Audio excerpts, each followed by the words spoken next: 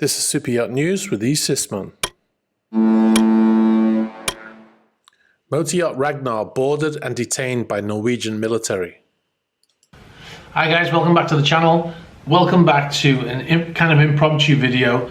And the reason why I'm making this video is because a story came to me this morning from one of my subscribers who wants to remain anonymous. But he sent me some newspaper articles about a story, very topical, with all the unfortunate things that are going on in the world right now. So I'm gonna be reading from my computer a little bit in this, so you'll have to excuse me looking away from the camera. So this is about, you might remember last year I made a video about a motor yacht called Ragnar, and it was basically a sea support vessel which was converted into a super yacht. I went to look at it up at the marina in Genoa here. The boat was on Wednesday, the boat was in Norway, in a place called Narvik in Norway. And it was boarded by the armed forces, the Norwegian armed forces and Coast Guard, the police and the customs. This was yesterday, I believe, which was the 23rd of February. So we all know what day that is. There's stuff going on in Ukraine right now with the Russians.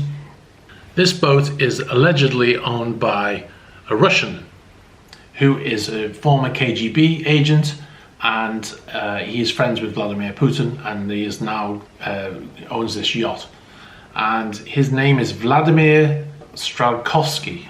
The boat was boarded, and it's, as far as I know, as of today, Thursday, a day later, it is still prevented from going on its business, and it's still being held by those customs and immigration people.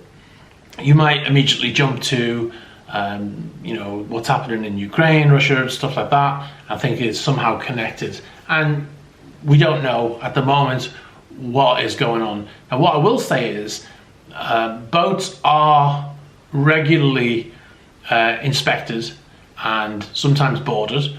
It doesn't happen an awful lot, but it does happen. Quite the amount of people, armed forces, Coast Guard, police and customs, there's quite a lot of people there, but it could have been one or two people from each. But it's quite a lot of people with some interest in that vessel. This is from a Norwegian newspaper, by the way. And there's a story which is quite interesting because, so it says that on the trip to Narvik Harbour, the ship passed by the main base for the Navy in northern Norway, where the Norwegian submarines have a base when sailing in the north.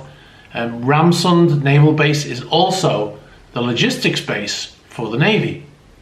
And they also hold training here for the Norwegian and Allied Special Forces. Further into the fjord, the super yacht Ragnar also passed the Air Force's base at Evenes, I believe it's pronounced. Here there are Norwegian F-35 fighter jets, which are on NATO contingency. And eventually the Norwegian Maritime Patrol aircraft will also have their home base at this place, Evenes. And also the boat is waiting for guests to arrive. And now I don't know whether it is this Vladimir Strakowski or it's other guests, but it also says that the date that the guests are planned to arrive, it coincides with an exercise that's being held in Norway. So there's a winter exercise called Cold Response 2022, and it involves 35,000 participating soldiers from 28 nations. Ofoten is also one of the 3 areas in Norway for Allied reception in crisis and war, and is one of the core areas during the exercise Cold Response 2022. So nobody in the armed forces wanted to make any statements. And it also goes on to list some of the equipment that Ragnar has on board. So it has a helicopter deck, and it is stated that the guests arrive by helicopter. The ship has a small submarine, personal watercraft, snowmobiles, high-speed boats, and amphibious vehicles and stuff like that. So it's quite well equipped. A submarine is quite worrying, isn't it, if you've got a submarine base in that area. Now, whether or not that is any relation to everything that's in that story there, we don't know. but it does explain perhaps why the vessel was boarded by all of these different services: Norwegian Armed Forces, police, immigration, Coast Guard. There's a lot of people wanting to have a look around this vessel, and they're still there as far as these newspaper reports say. When I made that original video, the Ragnar video, I was contacted by an agency in Monaco called Archon Yachts, and they represent that vessel, and they asked me to remove the name of the owner because they said he didn't own that vessel, right? Now, I have very strong information to suggest that he does own it. I don't have a pink slip with his name on it, but I have very strong information. I've been in this industry a long time.